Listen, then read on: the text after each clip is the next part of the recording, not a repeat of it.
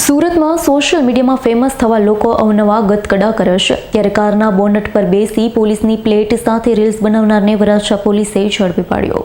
Social મીડિયામાં reel બનાવીને રોફ જમાવતા એક વ્યક્તિને વરાછા પોલીસે પાઠ ભણાવ્યો।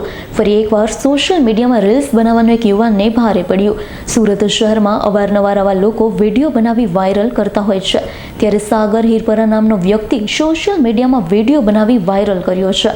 મસ્ત મોંઘી કારમાં વિડીયો બનાવી અને પોલીસની નેમ પ્લેટ રાખી હતી। ત્યારબાદ વરાછા પોલીસે આ વિડીયોની તપાસ કરી સાગર હિરપરાને ઝડપી પાડી તેની ધરપકડ કરી વધુ તપાસ હાથ ધરી હતી।